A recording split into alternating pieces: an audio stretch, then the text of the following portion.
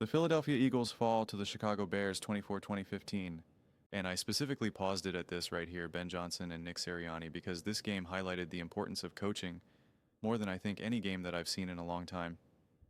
In every facet of this game, the Philadelphia Eagles were outcoached on offense and defense. Even Fangio, who I think is absolutely brilliant, absolutely elite, they even talked about on the broadcast this Fangio defense is daring you to run. Daring you to run. And it's like, why are you daring the Chicago Bears team to run? They want to run. That's literally what they want to do. You should be daring Caleb Williams to throw, who's been wildly inaccurate throughout the season and even in this game alone. He missed a whole bunch of throws here. So that did not make sense. You should be daring the young quarterback on the road to be throwing the ball. I mean, you dared them to run, and boy, did they ever.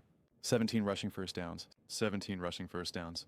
And they owned the time of possession, 39-18 to 20-42. Caleb didn't even play. You know, he had a couple really nice plays and a couple nice moments, but Caleb Williams didn't play particularly well. And yet they were still, I mean, they had a quarterback who went 17 for 36, 154 yards, 4.3 yards per attempt, 1 touchdown, 1 interception, and a 56.9 rating. And yet you still hung 24 and had 28 first downs. That, my friends, is the power of coaching. They were able to run 85 plays. That, my friends, is the power of coaching. They were able to go on third down 10 for 17. That, my friends, is the power of coaching. It's remarkable. They were able to run the ball 47 times for 281 yards, 6 yards per carry. That, my friends, is the power of coaching. You know, as the game went on, you can't even blame the defense for getting gashed because they're gassed at this point. Because let's flip it on the other side of the ball now. The power of coaching. You just don't really know what the Eagles are doing. And they talked about it also throughout the broadcast of like, they're not really doing enough design runs with Jalen. They can't get Saquon the ball, you know.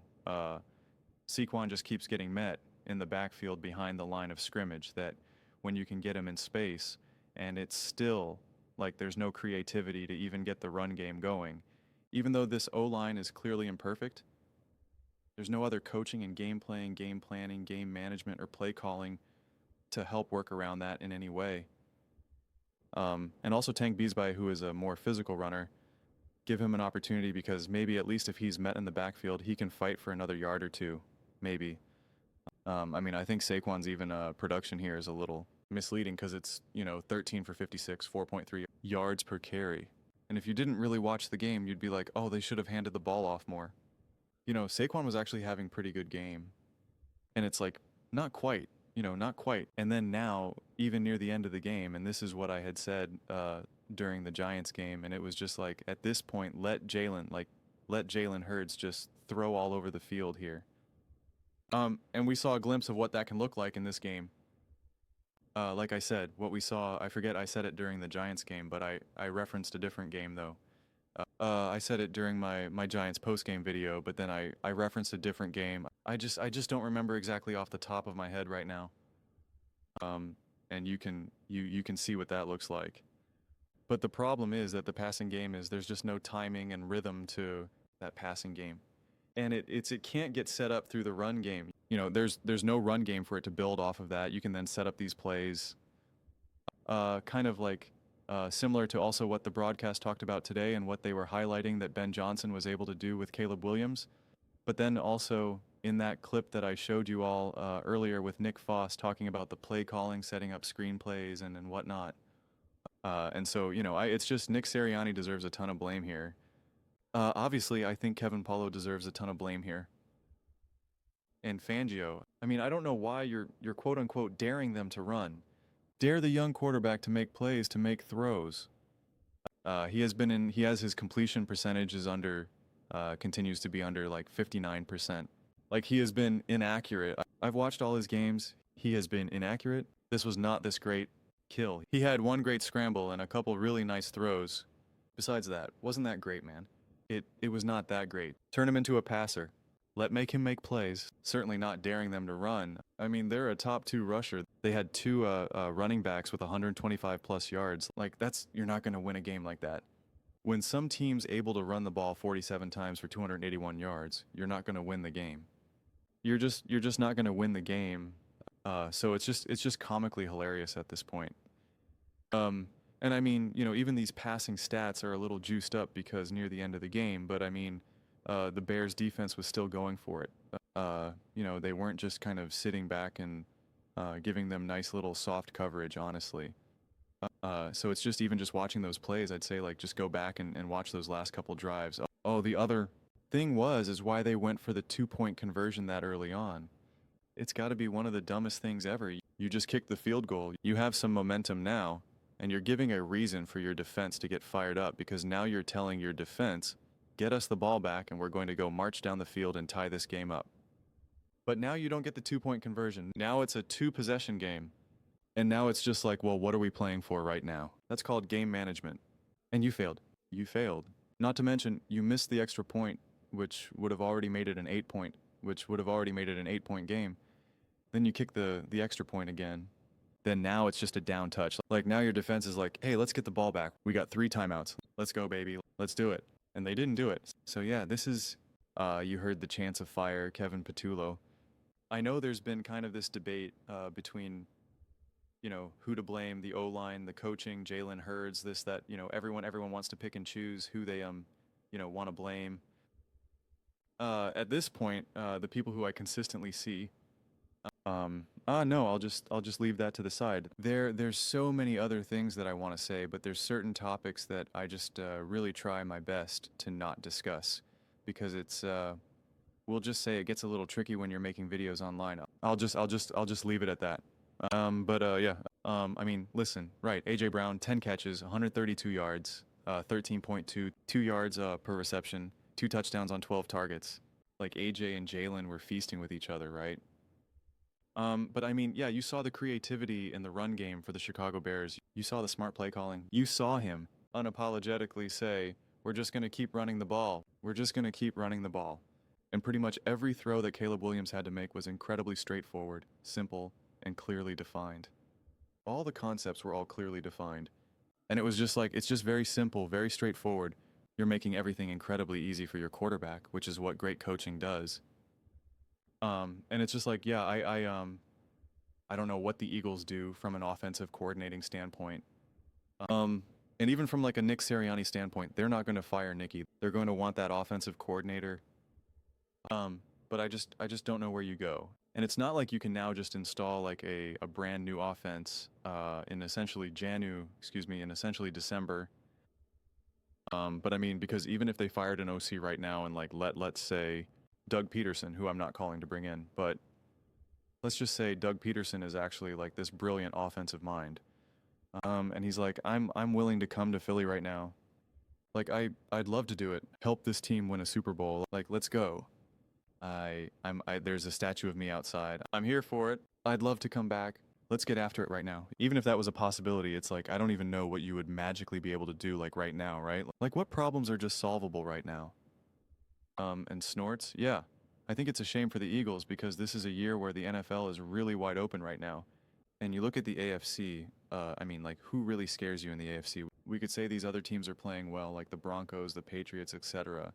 But, like, you're the reigning Super Bowl champions. Like, you shouldn't be intimidated by any of those teams out there. And you would potentially be going up against a quarterback it's going to be the biggest game of his career, in the Super Bowl. Their first ever Super Bowl, like it's like Bo Nix, Daniel Jones.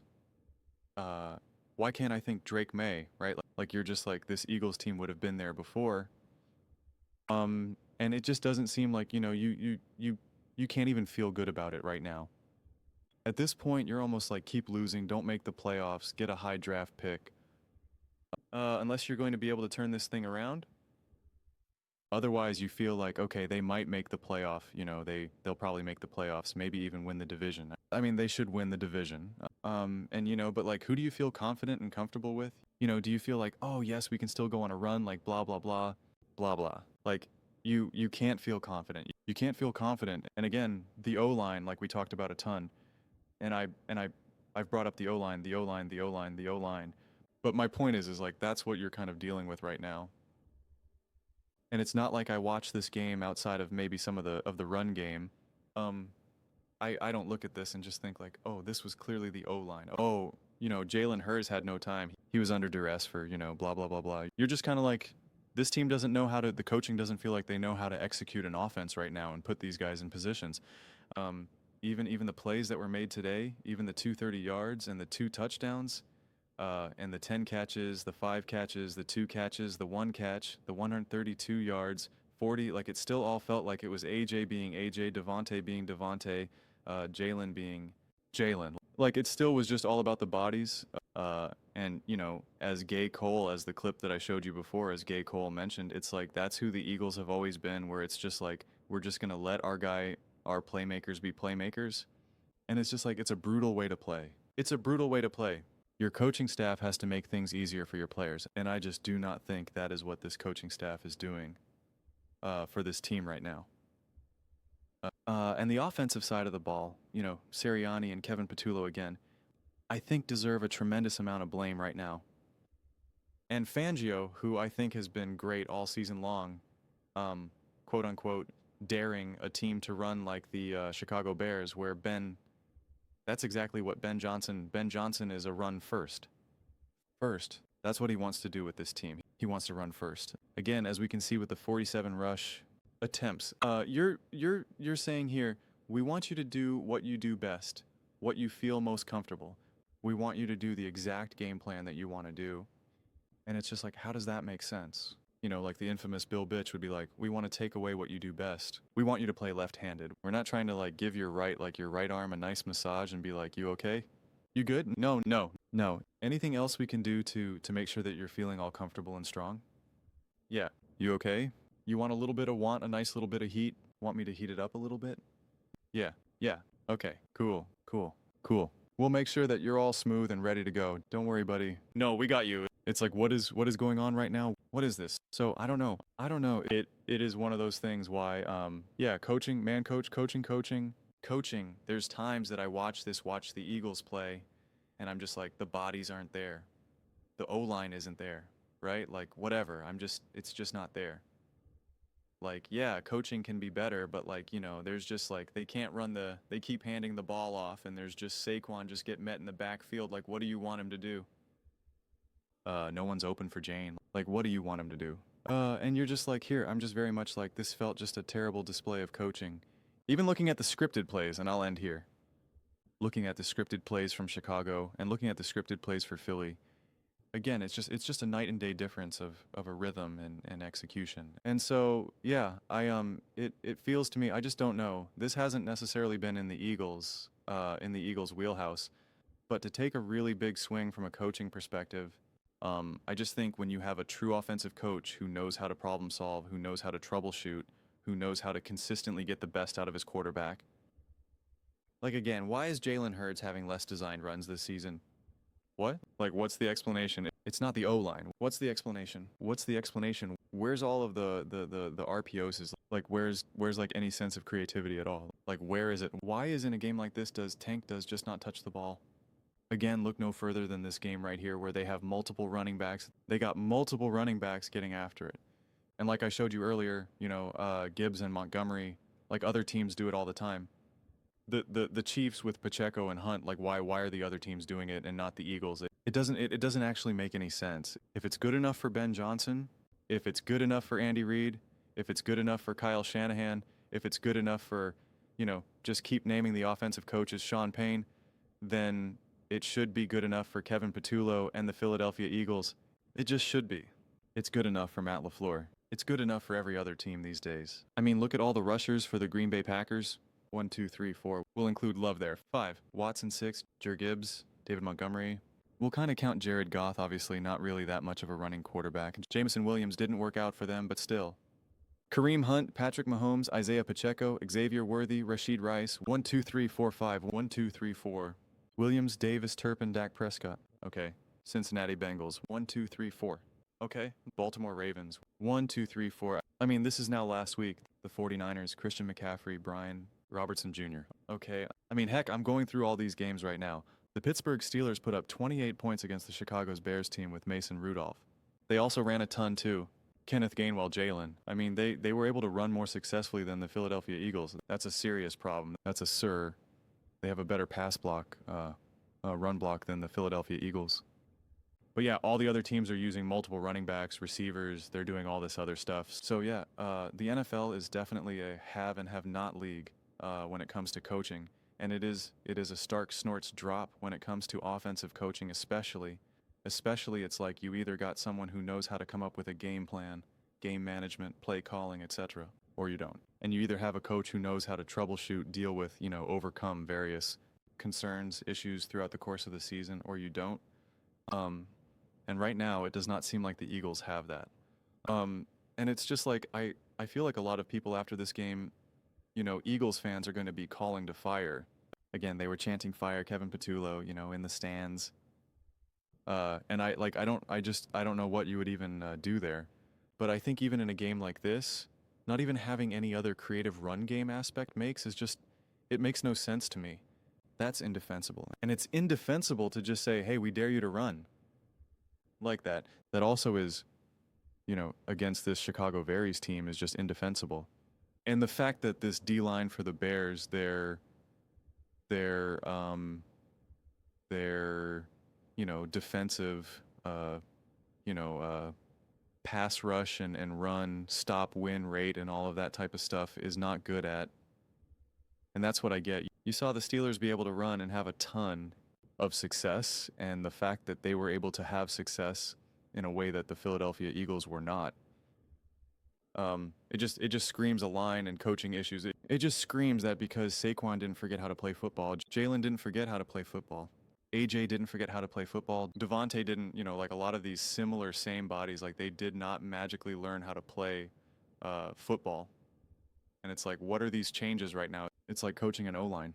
But I still don't think that the O-line was bad enough this game where you were just like, gosh, no one could do anything with this O-line. And it's just like, so then it's just like coaching. So bad game all around. All around. Those are just my thoughts. I'd absolutely love to hear yours. What do you guys all think about the Philadelphia Eagles falling 24-5? Let me know your thoughts in the comments below. I read every single comment, whether you agree with me or disagree with me. Either way, let's get in some discussions. Let's get in some fights, but ultimately, let's just have some fun. And please do consider subscribing. We are building an amazing community here and absolutely love to see you part of it. I want to build something that we all generally feel connected to. Something that we're really excited to be part of. I think we're well on our way to doing it. Please don't forget to give this video a thumbs up as it really does help with the visibility and the algorithm. Thank you so much.